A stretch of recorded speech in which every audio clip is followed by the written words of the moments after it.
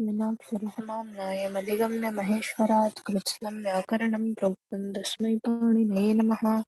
वाक्यकारं वररुचिं भाष्यकारं पतञ्जलिपाणिनिप्रकारं च प्रणतोऽस्मित्रयम् श्रौत्रार्हन्ति च नैर्गुण्यैर्महर्षिभिर्दिवं स्तोष्टूयमानोक्तगुणौ विभुर्विजयतेतराम्।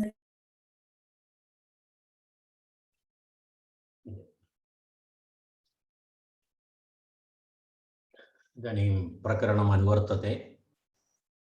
वयम् अन्तिमवर्गे नौ न च इति सूत्रपर्यन्तं वयं दृष्टवन्तः। तत्र नौ उपपदे अदेः णः स्यात् इति अस्माकं विषयः आसीत्। व्यथ जपोर अनुपसर्गे इति अग्रिमं सूत्रम् अस्माभिः द्रष्टव्यमस्ति।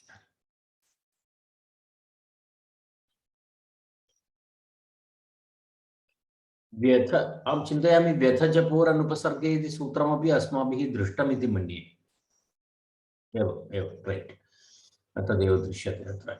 व्यथ जपोर अनुपसर्गे इति सूत्रम् अस्माभिः स्यात्। व्यथः जपः उपसर्गे तु अव्याथः उपजापः मन्त्रभेदः इति अत्र मार्किङ्ग् दृश्यते। इत्युक्ते एतत् सूत्रम् अस्माभिः दृष्टं। तर्हि वयं ततः अग्रे गच्छामः। स्वनहसोर्वा इति अग्रिमं सूत्रम्। स्वनहसोः वा इति तत्र अग्रिमं सूत्रमस्ति। सूत्रस्य विवरणं पश्यामः। तत्र धातुद्वयमस्ति। तत्र स्वन धातु अनन्तरं हस धातु। स्वन धातु तदनन्तरं हस धातु। स्वनहसोः वा, स्वनश्च हश्च तयोः इतरेतरयोगद्वन्द्वः स्वन असौ इति भवति। स्वनश्च हश्च तयोः इतरेतरयोगद्वन्द्वः स्वनहसौ तयोः स्वनहसोः। तत्र षष्ठी विभक्ति, पंचम्ये अर्थे षष्ठी विभक्ति अस्ति। तत्र अत्रापि वयं पश्यामः तस्य विवरणम्।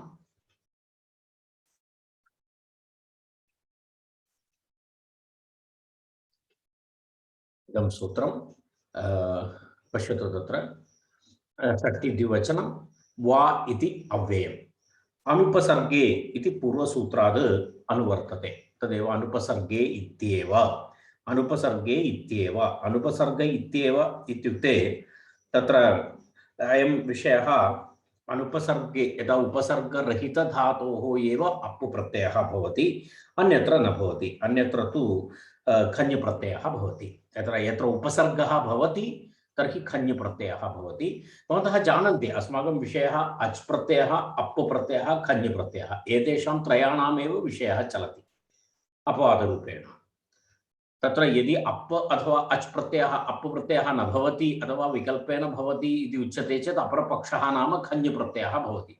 यदा उपसर्गरहिते अच् अप् प्रत्ययः भवति इति उच्यते, उपसर्गसहिते खञ् प्रत्ययः भवति इत्यर्थः अस्माभिः ज्ञातव्यः। इति सामान्यनियमः अस्माभिः अत्र ज्ञातव्यः। तत्र पश्यामः। तर्हि अनुपसर्गे अप् इति तत्र अस्ति। अनुपसर्गे अप् इति अनुवर्तते। कृत् इति यदा तत्तु पूर्वतननियमानुसारं तत्र कृत् प्रत्ययः इति सर्वत्र अनुवर्तते। एतावदस्ति तस्य विवरणं, तस्य अनुवृत्तिः अस्ति। अनुपसर्गे अप् अनन्तरं कृत् इति अनुवृत्ति। तदनन्तरं पुनः प्रत्ययः परश्च आद्युदात्तश्च धातोः भावे अकर्तरि च कारके संज्ञायाम् इत्यादि अधिकाराः यथापूर्वं भवति। अनुपसर्गे इत्येव अर्थात् उपसर्गरहितधातोः अयं विषयः। स्वनहसोः अनुपसर्गयोः वा अप् प्रत्ययः भवति इति सूत्रार्थः। स्वनधातु अनन्तरं हस् धातु, एताभ्यां धातुभ्यां भावार्थे अथवा कर्तृभिन्ने कारके अर्थे तत्र किं भवति, विकल्पेन अप् प्रत्ययः भवति भावार्थे। शब्दं वयं जानीमः स्वनः, अनन्तरं हसः, स्वनः स्वानः, तत्र स्व इत्येव पठनीयं, श्वानः इति न पठनीयं। स्वनः, स्वानः, अनन्तरं हसः, हासः। तत्र केचन शब्दः प्रसिद्धः, यदा स्वनधातोः विषये स्वनः इति शब्दः बहु प्रसिद्धः। यदा ध्वनिः इत्यर्थे शब्दः इत्यर्थे स्वनः इति, नूपुरस्वनः इत्यादि प्रयोगः भवति। हसः, हासः इत्यत्र हासः इति खञ् प्रत्ययान्तशब्दस्य एव अधिकप्रयोगः भवति। हसः इति प्रयोगः न्यूनः अस्ति। कुत्रचित् एवमेवं तद् प्रयोगवशात् एवमेवं प्रचलिताः शब्दाः भवन्ति केचन। अत्र अप्पु प्रत्ययान्तशब्दस्य अधिकप्रयोगः स्वनः इत्यत्र, परन्तु हसधातोः खञ् प्रत्ययान्तशब्दस्य अधिकप्रयोगः हासः इति। तस्मादेवम् एतत् सर्वं सामान्यतः भवति लोके, प्रयोगेण तद् एवं भवति। तर्हि पश्यतु, अत्र स्वनधातुः अस्ति, अनन्तरं हसधातुः अस्ति, स्वनहसोः इति। सिद्धान्तकौमुद्याम् अप् इति दत्तमस्ति। अप् इति अतः सूत्रार्थस्य अवशिष्टभागः स्वनहसोः वा अप् स्यात् इति सूत्रार्थः। पक्षे अर्थात् अप् प्रत्यय अभावपक्षे खञ् प्रत्ययः भवति इति अस्ति। तदेव तत्र मनोरमायामपि तत्र मनोरमायां पश्यामि, किमपि विशेषतया तत्र किमपि दत्तं नास्ति। पश्यामः, स्वनहसोः वा इति अस्ति, पञ्चम्यर्थे षष्ठी इति दत्तमस्ति, तावदेव। सूत्रार्थम् अप् इति शेषः, अप् इति शेषः, स्वन हस आभ्याम् अप् वा इत्यर्थः, एतावत्पर्यन्तं दत्तमस्ति। स्वन हस आभ्याम् अप् वा स्यात् इत्यर्थः इति तत्र तस्य विवरणमस्ति। एतावदेव अस्ति बालमनोरमायां। तर्हि अत्र स्वनधातु वयं इतः पूर्वं तु न आगतमिति मन्ये। स्वनति, एकक्षणं स्वनधातु पश्यामः, एकवारं दृष्ट्वा गच्छामः। स्वන धातु अस्ति, स्वनशब्दे इति धातु स्वनति इति अस्ति भुवादिगणे। स्वनति, स्वनतः, स्वनन्ति इति तत्र तस्य धातोः प्रयोगः। स्वनसि, स्वनतः, स्वनथ, स्वनामि, स्वनावः, शब्दं करोति इत्यर्थः। तत्र व्यक्तायां वाची नास्ति, शब्दः अस्ति स्वनति इति। यदा वीणायाः स्वनः अथवा नूपुरस्य स्वनः इत्यादि, नूपुरः स्वनति इति भवति, तत्र शब्दं करोति इत्यर्थे शब्दे इति प्रयोगः भवति। द्वितीयधातुः अस्ति हस धातुः अस्ति, तत्रापि एवमेवमस्ति। हस धातु तद्भवन्तः जानन्ति, प्रसिद्धमस्ति। हस हसने इति धातुः अस्ति, हसे हसने इति, हसति हसतः सन्ति इति धातुः अस्ति भुवादिगणे। एवं प्रक्रियादृष्ट्या तु एकक्षणं,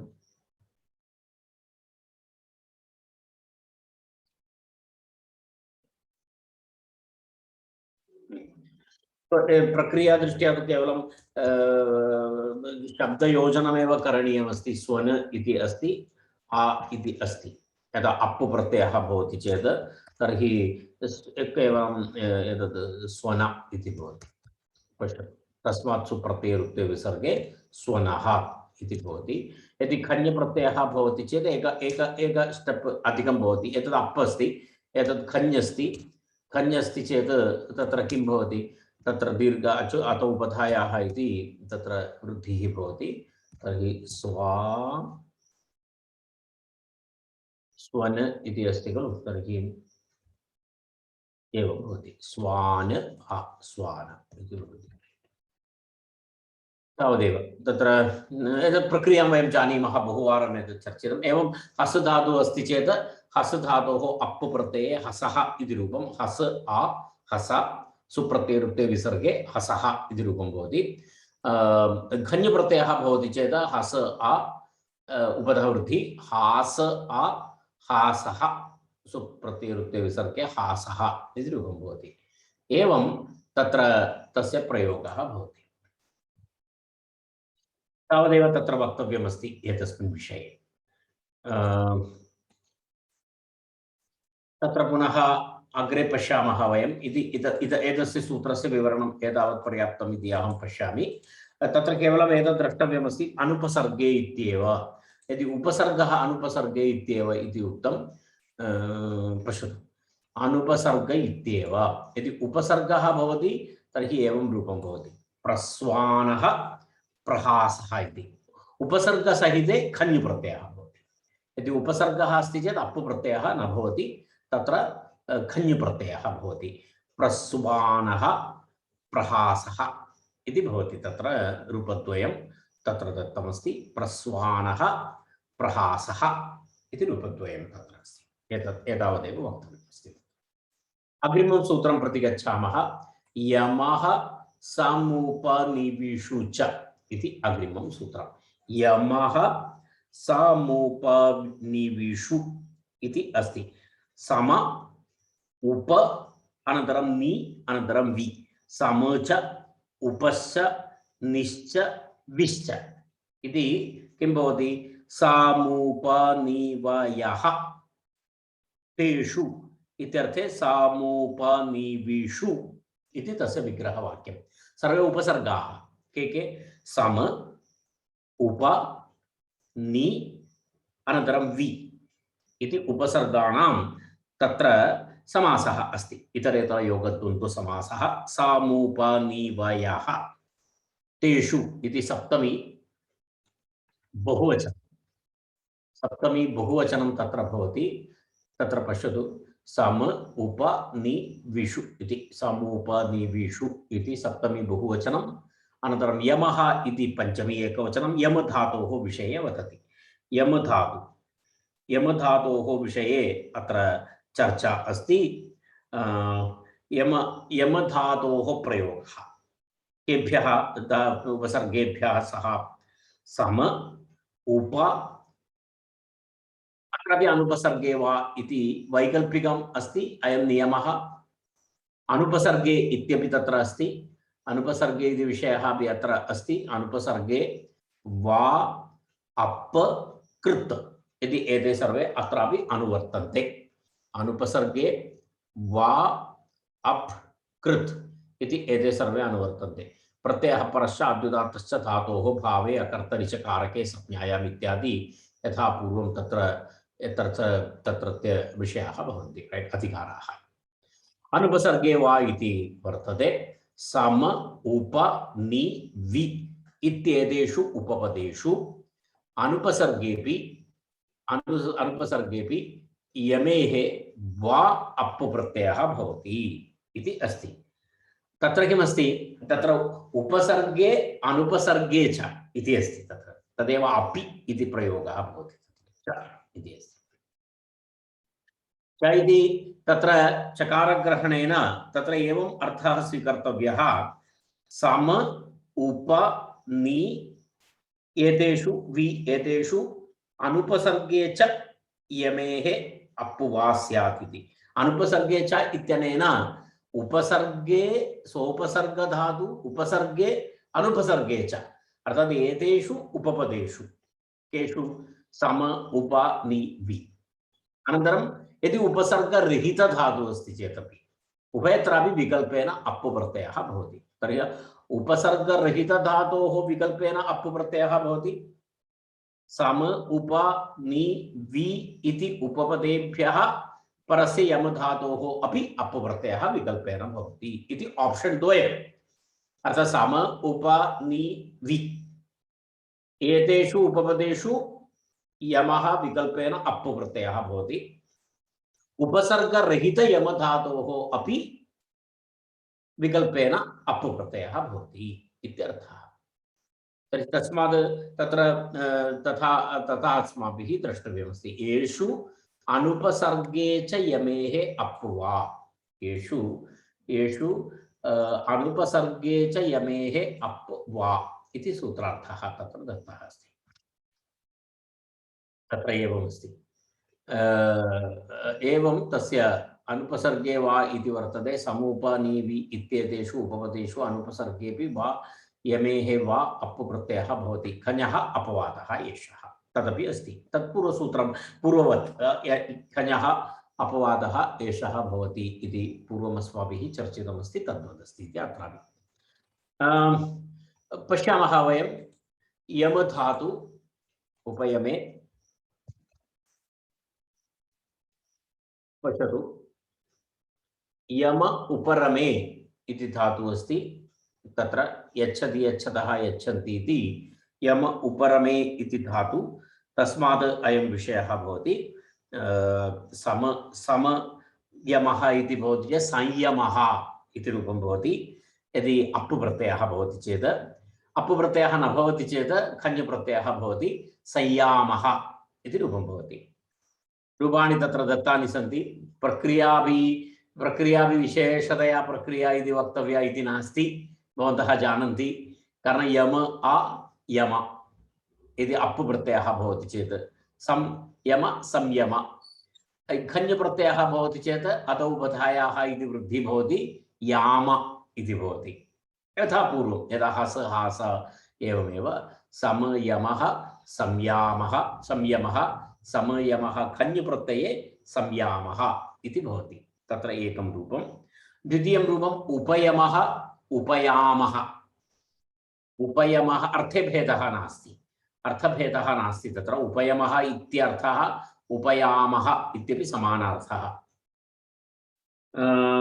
उपयम यदि अप् प्रत्ययः भवति चेत् उपयमः खञ् प्रत्ययः भवति चेत् उपयामः तत्र अधोपधायाः इति वृद्धि भवति याम राइट नियमः नियामः नि उपसर्गपूर्वक यम धातु तर्हि अप् प्रत्ययः भवति चेत् नियमः खञ् प्रत्ययः भवति चेत् नियामः इति रूपं भवति वि उपसर्गपूर्वक यम धातु वि यम वियमः अनन्तरं खञ् प्रत्ययः भवति वियामः इति रूपं भवति एतत् त्रयमपि चतुष्टयम् उपसर्गसहित अर्थात् सम उप नि वि इति उपसर्गसहित धातुभ्यः एवं अप् प्रत्ययः विकल्पेन यदि उपसर्गरहित धातोः उदाहरणम् अत्र दत्तमस्ति यमः यामः इति अस्ति यमः इत्यपि अस्ति यामः इत्यपि भवति यमः इति अप् प्रत्ययान्तः शब्दः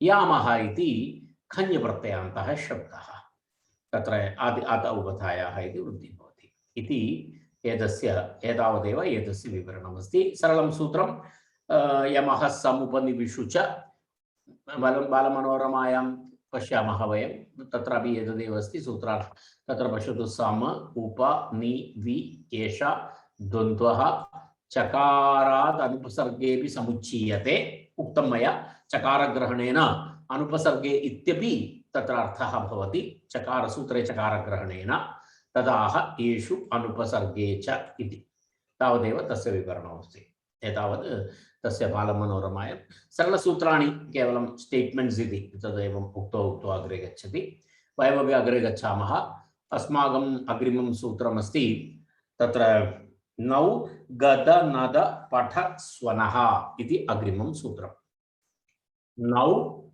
गद नद पठ स्वनः इति सूत्रमस्ति तत्र एवमस्ति गदश्च नदश्च पठश्च स्वनच गदश्च नदश्च पठश्च स्वनच तेषां समाहारद्वन्द्वः तस्य पंचमी एकवचनं गद नद पठ स्वनः इति पंचमी एकवचनं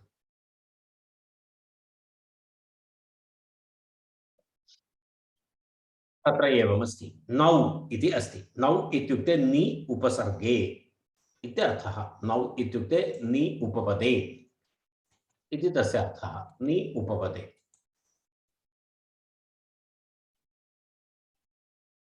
एवं तस्य नि उपपदे एतेभ्यः धातुभ्यः केभ्यः धातुभ्यः एते धातवः भवन्ति के धातवः गद नद पठ स्वन् एतेभ्यः धातुभ्यः अप् वा स्यात् इति तत्र सूत्रार्थः अप् विकल्पेन अप् प्रत्ययः भवति इत्यर्थः सूत्रार्थः स्पष्टः अस्ति नौ गद नद पठ स्वनः नौ इति नि उपसर्गे अनुवृत्ति अनुपसर्गे इति अनुवृत्ति कारणं तत्र केवलम् एक उपसर्गः केवल उपसर्गः नि इति दत्तमस्ति तत्र आवश्यकता भी नास्ति अनुपसर्गे इति अत्र दृश्यते अनुवृत्ति परन्तु मम दृष्ट्या तु आवश्यकता नास्ति कारणं तत्र दत्तमस्ति तत्र भावे अकर्तरि च इति अधिकारः स्वहनसोर्वा इति सूत्राद् वा इति अनुवर्तते अनन्तरं पुनः ऋतोरप् इति सूत्राद् अप् इति अनुवर्तते ऋतोरप् इति अप् इति तत्र अनुवर्तते ऋतोरप् अनन्तरं कृत् वा इति एतावदेव अस्ति तत्र प्रत्ययः परश्च आद्युदात्तश्च धातोः भावे कर्तरि च इत्यादि सूत्राणि यथा पूर्वं तत्र अधिकारसूत्राणि भवन्ति अपि अपित्येव सिद्धा काशिका अपित्येव इत्युक्ते अप् प्रत्ययः एव इति अपित्येव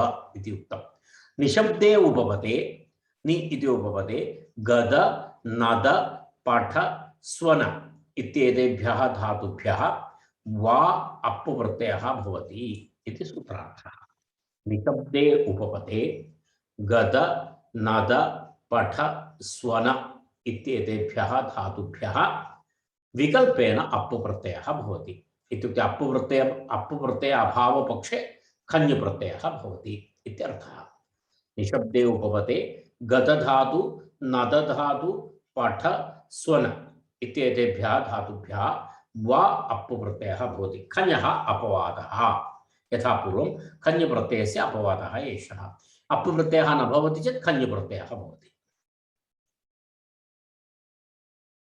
अप् वा स्यात् इति अस्ति अत्र सिद्धान्तकौमुद्यां तत्र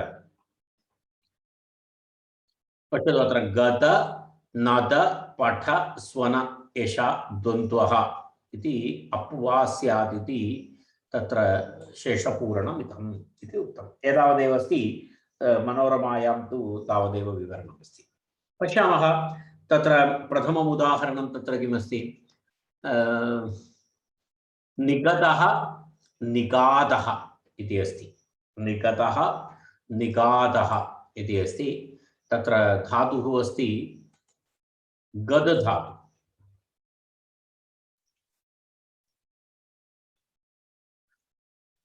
पश्यतु गदव्यक्तायां वाचि इति धातुः अस्ति गदति निगदति इत्यादि प्रयोगः प्रसिद्धः अस्ति कथयति इत्यर्थे निगदति इति प्रयोगः अस्ति गदति इत्युक्ते व्यक्तायां वाचि भाषते इत्यर्थः वदति इत्यर्थः गदति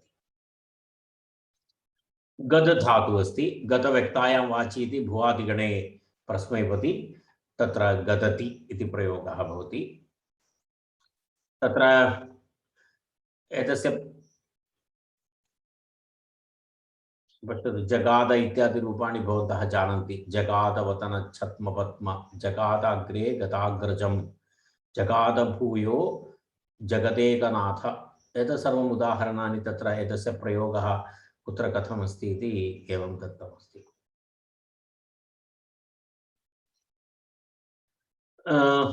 गद धातु नि उपसर्गः गद धातोः प्रक्रिया यथा पूर्वमस्ति नि उपसर्गः अनन्तरं गद इति भवति अभवत् तावदेव एवं मिलित्वा तत्र अप् प्रत्ययः भवति चेत् निगतः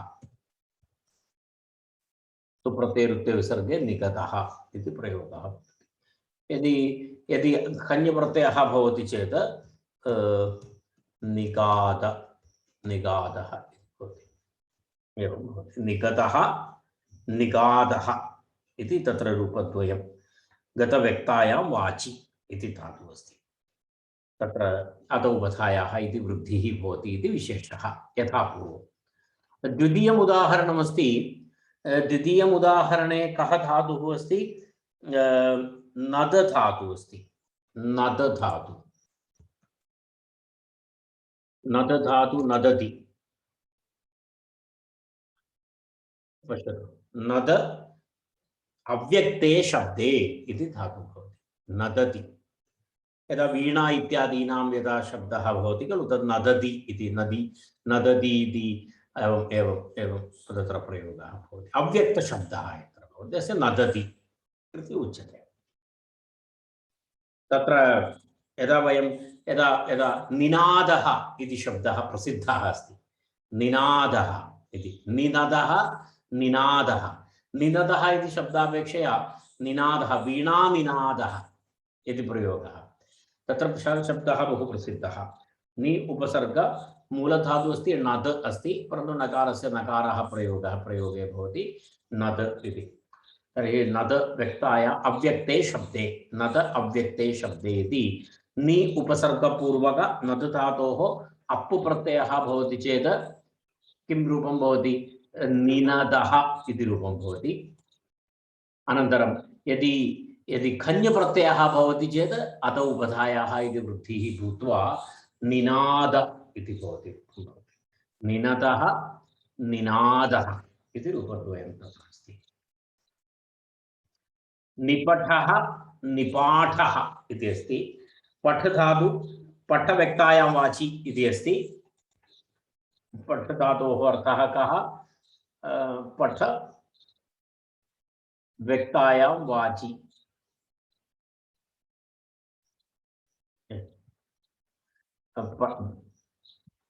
प्रसिद्ध धातुः अस्ति। पठ व्यक्तायां वाचि इति धातु पश्यतु एतदस्ति। पठति पठतः पठन्ति इति रूपं पठ व्यक्तायां वाचि नि उपसर्गः भवति चेत् निपठ इति भवति। निपठ अनन्तरं निपाठ इति रूपद्वयं तत्रापि। निपठ इत्यपि भवति, निपाठ इत्यपि भवति।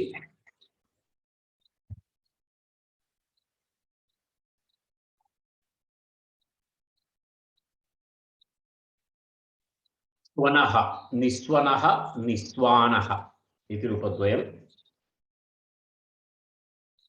निस्वनः निस्वानः इति रूपद्वयं तत्र भवति।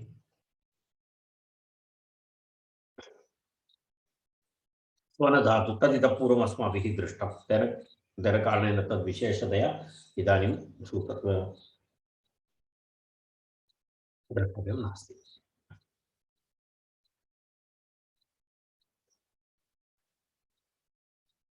क्वणो वीणायां च इति अग्रिमं सूत्रम्। क्वणो वीणायां च इति सूत्रमस्ति। नावनुपसर्गे च वीणा विषयाच्च क्वणतेः अप् वा स्यात् इति तत्र सूत्रार्थः। अत्र पश्यामः।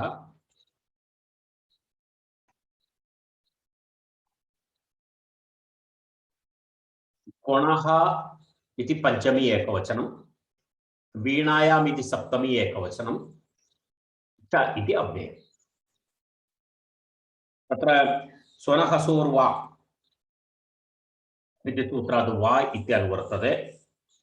तदनन्तरम् अनुपसर्गे इति अनुवर्तते। तदनन्तरं ऋतोरप् इति सूत्र अप् इति अनुवर्तते। नौ गदनद पठस्वनः इति सूत्रात् नौ इति अनुवर्तते, कृत् इति अनुवर्तते। एतावत् अनुवृत्तिः अस्ति।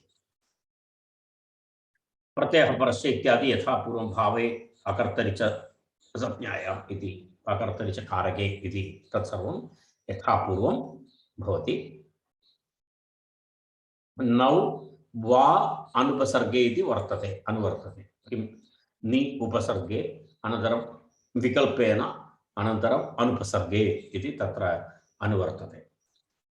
क्वणतेः धातोः निपूर्वात् अनुपसर्गात् च वीणायां वा अप्पु प्रत्ययः भवति इति सूत्रार्थः। तत्र नि उपसर्गे परे उपपदे अनन्तरम् उपसर्गरहिते, उपसर्गरहिता धातोः च वीणाध्वनिः विषयः अस्ति चेत्, वीणाध्वने अर्थः गम्यः। तदेव तत्र वीणाविषयात् इति उक्तम्। वीणाविषयात् क्वणः धातोः, क्वण धातोः तत्र किं भवति, विकल्पेन अप्प्रत्ययः भवति, भावार्थे कर्तृभिन्नकारके इत्यर्थः। धातुः अस्ति क्वण धातुः, परन्तु अत्र नियमः अस्ति वीणाविषये भवति, अन्यत्र नास्ति।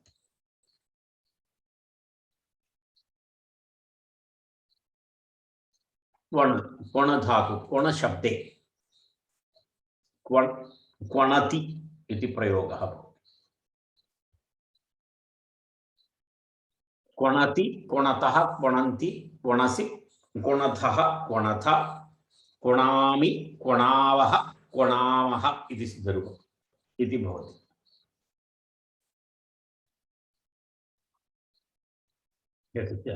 प्रयोगः कुत्र इति यत्र न दृष्टमस्ति, परन्तु क्वणति इति शब्दः अस्ति, प्रसिद्धः शब्दः।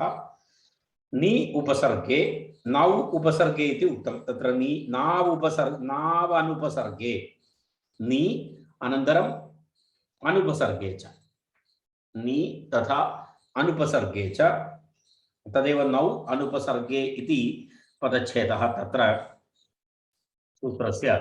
नौ अनन्तरम् अनुपसर्गे च, तद् मिलित्वा नावनुपसर्गे इति अत्र दत्तमस्ति। नावनुपसर्गे इत्युक्ते नौ अनन्तरम् अनुपसर्गे च, तत्र सन्धिः नावनुपसर्गे च इति। वीणाविषयात् च क्वणतेः अप् वा स्यात् इति अस्ति। नौ अनुपसर्गे च वीणाविषयात् च क्वणतेः अप् वा स्यात् इति तत्र सूत्रार्थः।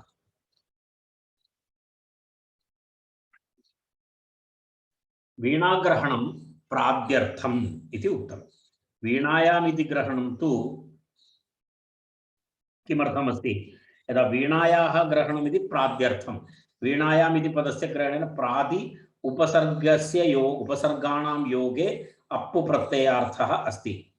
अर्थात् तत्र एवमस्ति, अन्यविषयेषु अर्थात् वीणाविषयं त्यक्त्वा अन्यविषयेषु नि उपसर्गे अनन्तरं नि उपसर्गे परे वीणाविषयः अस्ति चेत् तत्र किं भवति, अप्पु प्रत्ययः भवति इत्यर्थः। अर्थात् अन्यविषयेषु केवलं नि उपसर्गे अनन्तरं वीणाविषये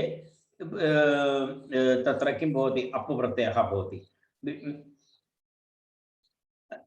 न क्षम्यताम्, अन्यविषयेषु केवलं नि उपसर्गे परे, वीणाविषये अस्ति चेत् प्रादि उपसर्गेषु परेषु अपि भवति इत्यर्थः। तदेव वीणाग्रहणं प्राद्यर्थमिति।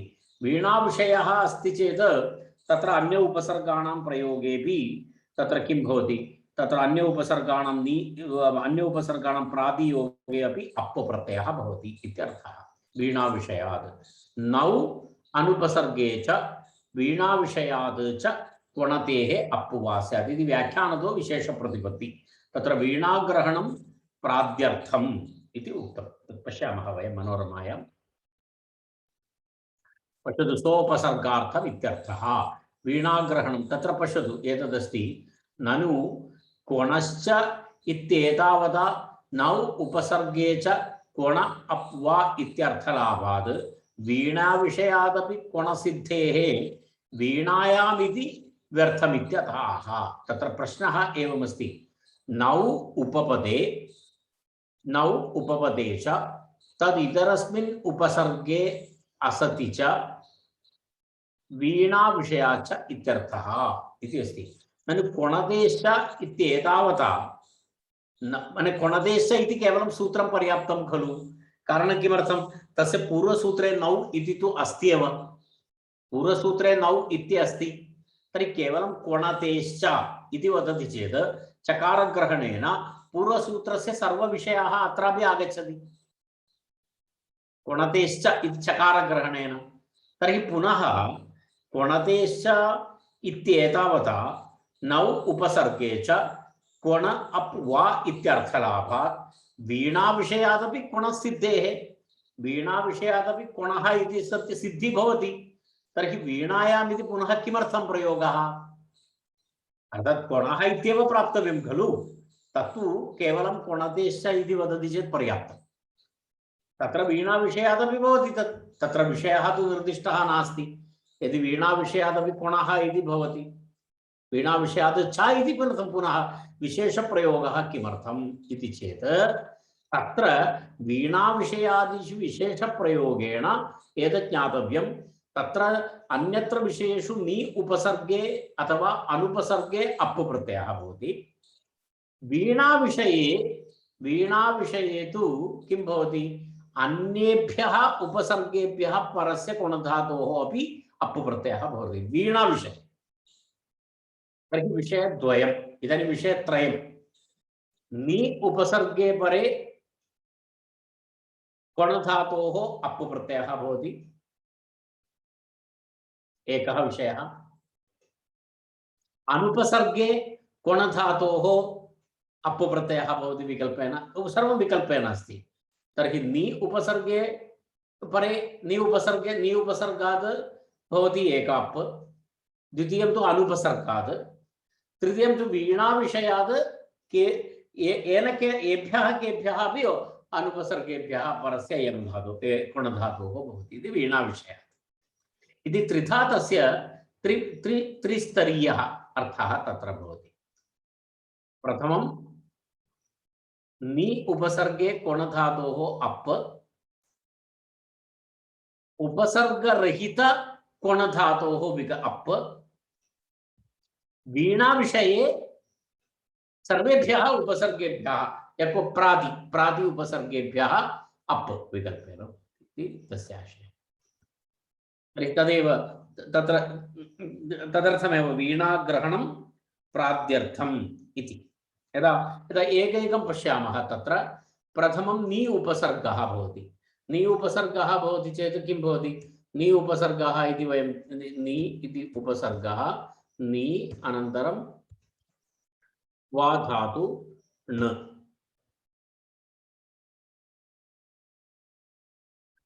क्वण इति भवति धातुः क्वण इति भवति तर्हि अप् विकल्पेन अप् प्रत्ययः भवति चेत् प्रथमं रूपमस्ति किं निक्वणः निक्वणः इति रूपं भवति निक्वण इति प्रथमं रूपं भवति एकं रूपं भवति निक्वणः इति यदि एतत् विकल्पेन अप् प्रत्यये यदि अप् प्रत्ययः नास्ति खञ् प्रत्ययः भवति चेत् निक्वाणः इति भवति निक्वाणः इति एकं भवति राइट इति रूपद्वयं भवति केवलं क्वण अस्ति इति अस्ति केवलं क्वणधातुः अस्ति चेत् क्वणः इति रूपं भवति क्व अप् प्रत्यये क्वणः इति रूपं भवति इति एकम् अनन्तरं खञ् प्रत्ययः भवति चेत्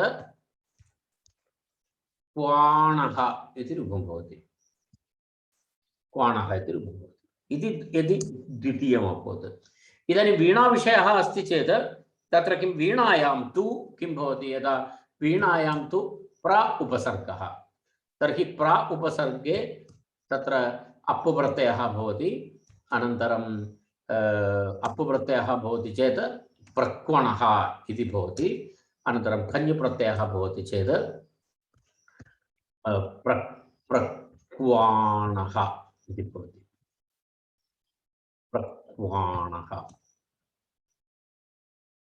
एवं भवति प्रक्वाणः इति अयं तु वीणाविषये भवति अन्यत्र नास्ति वीणाविषये भवति प्रक्वणः प्रक्वाणः इति अन्यध्वनिः भवति चेत् क्वणः क्वाणः भवति अथवा निक्वणः निक्वाणः भवति वीणाविषये तु अन्येभ्यः उपसर्गेभ्यः अपि तत्र अप् प्रत्ययः भवति अनन्तरं विकल्पेन खञ् प्रत्ययः भवति वीणाविषये तदेव वीणायां तु प्रक्वणः प्रक्वाणः इति तत्र अस्ति वीणायां तु प्रक्वणः पश्यतु अत्र एतद् वीणाग्रहणं प्राद्यर्थम् इति उक्तं, सोपसर्गार्थम् इत्यर्थः,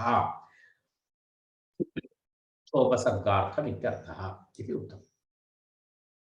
एतावदस्ति, तस्य विवरणम् एवमस्ति। वयम् इदानीम् एतस्य सूत्रस्य एतावदेव विवरणमस्ति। क्वणो क्वणो वीणायां च, क्वणो वीणायां च इति अस्ति। तत्र नौ अनुपसर्गे च वीणाविषयात् च क्वणतेः अप्प वा स्यात् इति सूत्रार्थः।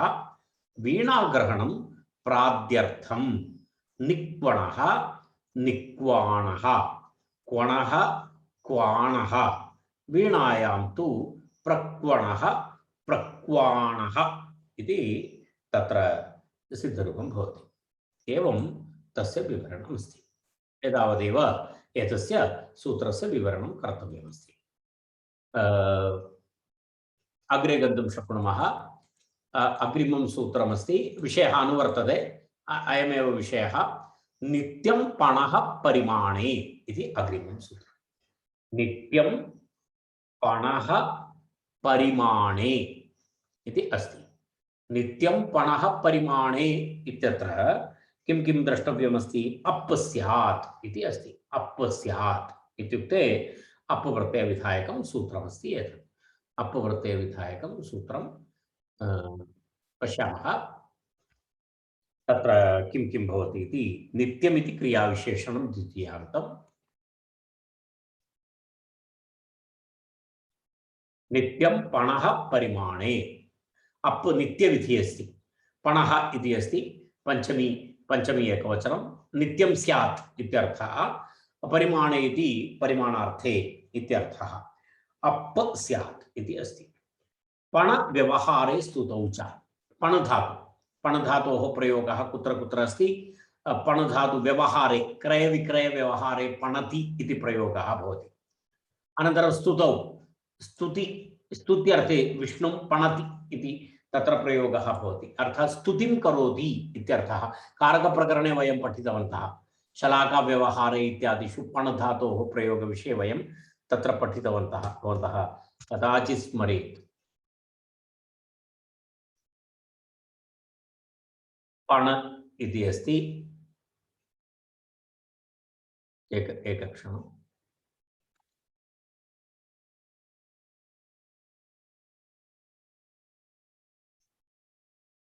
पण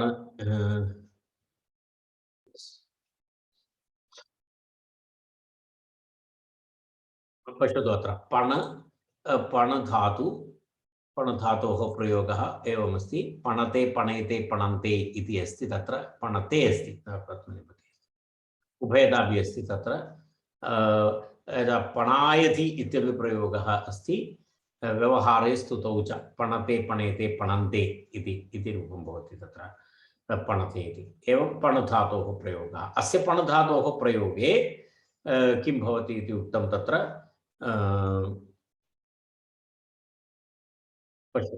पण व्यवहारे स्तुतौ च अस्मात् धातोः नित्यम् अप् प्रत्ययः भवति परिमाणे गम्यमाने। नित्यग्रहणं विकल्पनिवृत्त्यर्थम्। नित्यग्रहणं किमर्थम् इति प्रश्नः। नित्यग्रहणं विकल्पनिवृत्त्यर्थम् इति उक्तं। तत्र पण व्यवहारे स्तुतौ च अस्मात् धातोः नित्यम् अप् प्रत्ययः भवति परिमाणे गम्यमाने। नित्यग्रहणं विकल्पनिवृत्त्यर्थम् इत्यपि उक्तम्, अर्थात् तत्र विकल्पस्य निवृत्तिनिमित्तम् अस्ति इत्यर्थः, विकल्पनिवृत्त्यर्थम् इति। सूत्रार्थः स्पष्टः। पण धातोः व्यवहारे अर्थे परिमाणे अर्थे गम्यमाने तत्र किं भवति? अप् प्रत्ययः भवति परिमाणे अर्थे। परिमाणे अर्थः कदा भवति इत्युक्ते तत्र भवति तस्य प्रयोगः, परिमाणार्थेपि तस्य प्रयोगः भवति। नित्यग्रहणं विकल्पनिवृत्ते मूलकपणः इति प्रयोगः। मूलकपणः इति एकः प्रयोगः। मूलकपणः इत्युक्ते वयं जानीमः,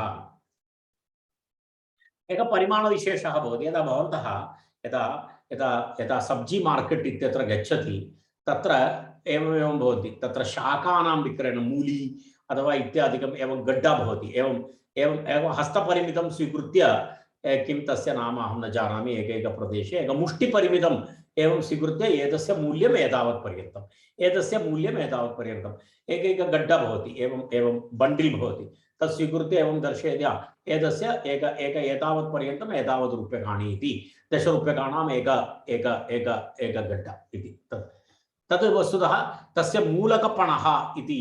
यदा मूलकस्य पणः भवति चेत् मूलकस्य परिमाणः मूलकपणः, मूलपणकः इति राडिश् यद् भवति, राडिश् इति यदस्ति तत्। अनन्तरं शाकः, शाकस्य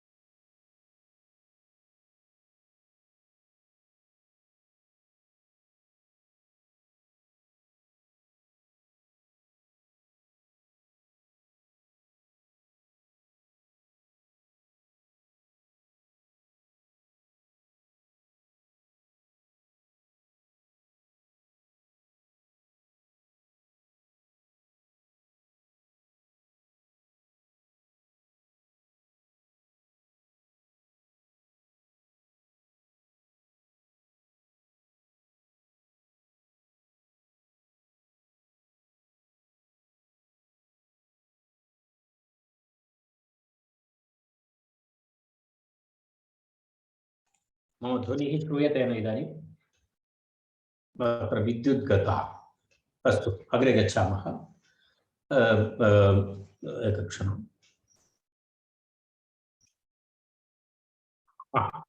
तर्हि मूलकपणः अनन्तरं शाकपणः इति अस्ति, तत्र द्वयमस्ति। मूलकपणः इति मूली इति मूलकम् इति अस्ति यत् तस्य व्यवहारः, परिमाणः इत्यर्थे मूलकपणः इति शब्दः। तत्र प्रक्रियायां किमपि नास्ति, पण इति अस्ति, पण धातोः अप् प्रत्ययः भवति चेत् पण इति शब्दः भवति। सुप्रत्ययरूपे विसर्गे पणः, मूलकपणः, मूलकपणः इति अस्ति। मूलकपणः इति तत्र समासः भवति। नित्यं पणः परिमाणे इति सूत्रेण अप् प्रत्ययः भवति। नित्यमस्ति, तत्र विकल्पः नास्ति, नित्यं तत्र अस्ति, मूलकपणः इति भवति।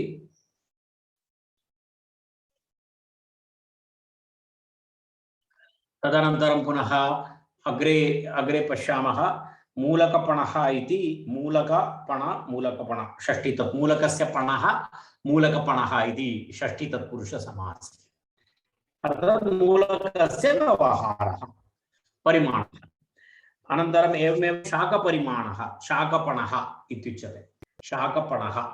शाकपणः इत्यत्रापि एवमेवमस्ति, तत्र पणः इति भवति, शाकस्य पणः शाकपणः, षष्ठी तत्पुरुषः शाकपणः इति भवति। व्यवहारार्थं मूलकादीनां परिमितो मुष्टिर्बध्यते सो अस्य विषयः इति सिद्धान्तकौमुद्यां दत्तमस्ति। पश्यतु, अर्थात् व्यवहारार्थं मूलकादीनां परिमितः मुष्टिः बध्यते सो अस्य विषयः। एकं मुष्टिपरिमितं स्वीकृत्य तस्य बन्धनं कृत्वा तत् स्थापयति, तर्हि तदेव वस्तुतः मूलकादीनां परिमितः मुष्टिपरिमितः बध्यते, सः अस्य विषयः मूलकपणः इत्युक्ते। तद् मार्केट्ये प्रतिदिनं गच्छन्ति, ते अवगन्तुं शक्नुवन्ति कथम् अस्ति इति। तदा विक्रयादिकं भवति, यदा सर्वत्र मापनं कृत्वा, एषः अपि एकः मापनप्रकारः, अयमपि एकः मापनप्रकारः एवमस्ति। परिमाणे किम् इति अस्ति। अर्थात् अप् प्रत्ययः परिमाणार्थे एव पणधातोः अप् प्रत्ययः भवति। अन्यत्र तु पाणः इति खञ्प्रत्ययः भवति, अन्यत्र तु पाणः इति खञ्प्रत्ययान्तः भवति। परिमाणे किम् इति तत्र प्रत्युदाहरणं पाणः इति प्रत्युदाहरणं दत्तमस्ति तत्र। अग्रिमं सूत्रं मदो अनुपसर्गे इति अग्रिमं सूत्रं। मदः अनुपसर्गे इति द्विपदं सूत्रं। मदः अनुपसर्गे मद धातु, मद धातोः विषयः। मदः इति पंचमी एकवचनम्, अनुपसर्गे इति अस्ति। उपसर्गरहितः, कर्तृभिन्ने कारके अर्थे भावार्थे च उपसर्गरहित मद धातोः, तदेव मदेः धातोः अनुपसर्गात् अप्पु प्रत्ययः भवति, नित्यमस्ति। मद धातु इत्युक्ते मद धातोः उपसर्गः भवति चेत् खञ् प्रत्ययः भवति, उपसर्गः न भवति चेत् अप्पु प्रत्ययः भवति। यदा मदः इति प्रयोगः भवति। धनमदः, विद्यामदः, अहंकारः इत्यर्थः। विद्यामदः, विद्यया विद्यायाः मदः विद्यामदः, धनस्य मदः धनमदः, कुलस्य मदः कुलमदः। उपसर्गः भवति चेत् भिन्नं भवति। उपसर्गः भवति चेत् उन्मादः, प्रमादः इत्यादि प्रयोगः भवति। तर्हि एषः भेदः। धनमदः इत्यत्र अप्पु प्रत्ययः, उन्मादः इत्यत्र खञ् प्रत्ययः। यत्र खञ् प्रत्ययः भवति तत्र अदौपधायाः इति वृद्धि भवति, अन्यत्र वृद्धि नास्ति इत्यर्थः।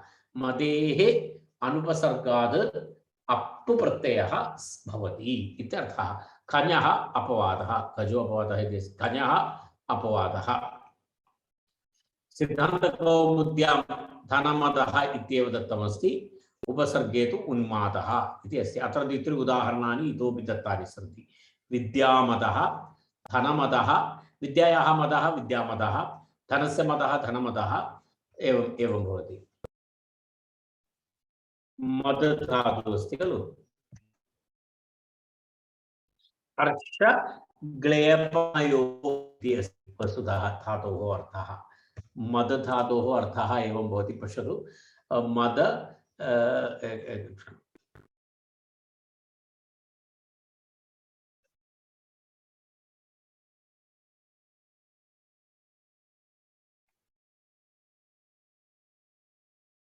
अच्छा, मदी इति करोति चेदेव मूलधातु मदी इति अस्ति।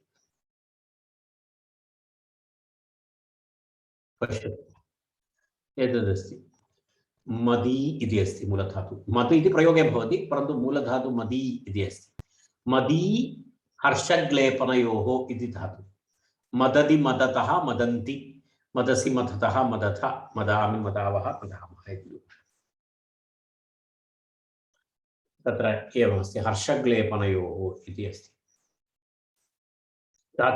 धातोः परिचयः जातः। तत्र प्रक्रिया तु यथा पूर्वं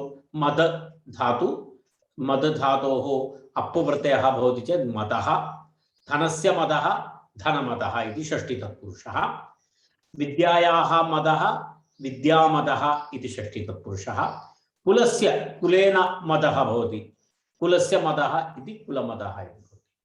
अनुपसर्गे किं? तस्य उत्तरम् उन्मादः प्रमादः। यदि उत्तुपसर्गपूर्वक मद धातुः अस्ति चेत् खञ् प्रत्ययः भवति, प्राउपसर्ग मद धातोः खञ् प्रत्यये प्रमादः इति रूपं भवति। एवं तत्र रूपद्वयं, सरलः विषयः। अनुपसर्गे उपसर्गे सिद्धान्तकौमुद्यामपि तथा किमपि नास्ति। प्रमदसम्मदौ इति अग्रिमं तत्र एवमस्ति। प्रमदसम्मदौ हर्षे, अयं विषयः निपातनविषयः अस्ति। अत्र शब्दद्वयं निपात्यते। वस्तुतः प्रा उपसर्गपूर्वक मद भवति चेत् प्रमाद इति भवितुमर्हति, सम्मद इति भवितुमर्हति। तर्हि शब्दद्वयं तत्र निपात्यते। प्रमदः सम्मदः, प्र हर्षः इत्यर्थः, प्र अनन्तरं सम उपसर्गयोगे मद धातोः अप्रत्ययः निपात्यते हर्षार्थे केवलम्, अन्यत्र नास्ति। हर्षे किम् इति, हर्षार्थे प्रमदः इति शब्दः अस्ति, प्रमदवनम् इत्यादि प्रयोगः अस्ति। अन्यथा प्रमादः भवति। यदि गलती दोषः जातः, अपराधः जातः, तर्हि प्रमादः इति प्रयोगः भवति। प्रमदः इति प्रयोगः हर्षे आनन्दे इत्यर्थ प्रमदः। दोषः इत्यादिषु अर्थेषु प्रमादः इति प्रयोगः भवति। प्रमदः इत्यत्र निपातितं रूपमस्ति तत्, कारणं तत्र सूत्रानुसारं तत्र खञ् प्रत्ययः एव भवति। प्र उपसर्गपूर्वक मद धातोः खञि प्रमादः भवति। परन्तु कस्मिन् अर्थे? हर्षे अर्थे। हर्षे अर्थे तत्र शब्दद्वयं निपात्यते, प्रमद अनन्तरं सम्मद इति। लघु लघु विषयाः, परन्तु एते सर्वे बहु प्रयोगे सन्ति एते सर्वे। तेन कारणेन अस्माभिः एतत् ज्ञातव्यं, बहु महत्त्वपूर्णमस्ति। प्रमद सम्मदौ इति अस्ति अत्र। प्रमद सम्मदौ इति विषयः। एकक्षणम्।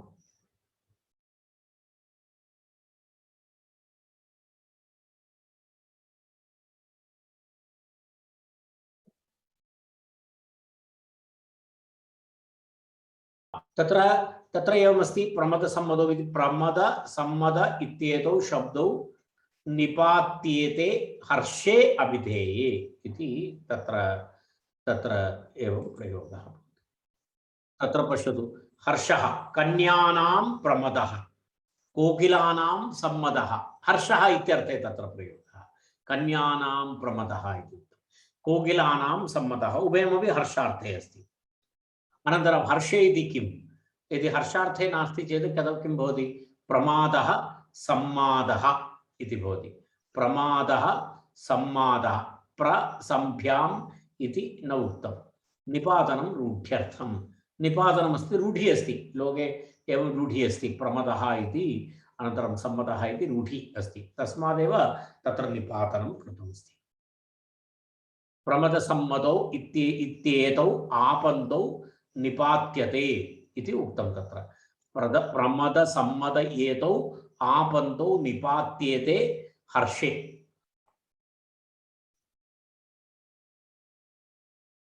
गम्ये इत्यर्थः।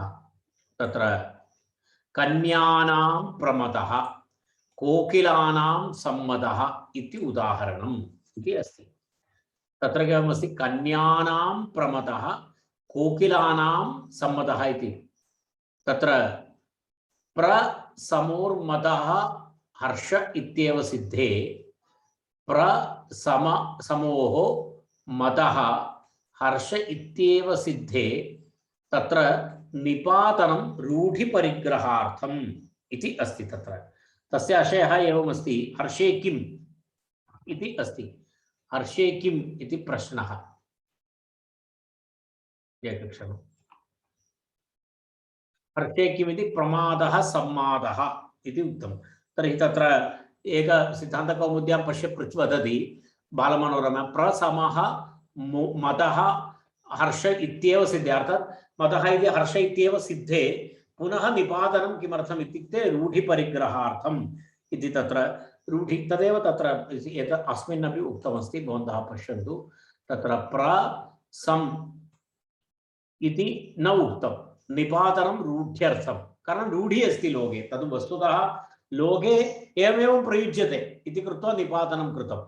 अन्यथा तत्र प्रकृतिप्रत्यययोगं कृत्वा कर्तुं न शक्यते, तद् यौगिकशब्दः भवति। प्रकृतिप्रत्ययं कृत्वा करोति चेत् यौगिकः शब्दः भवति।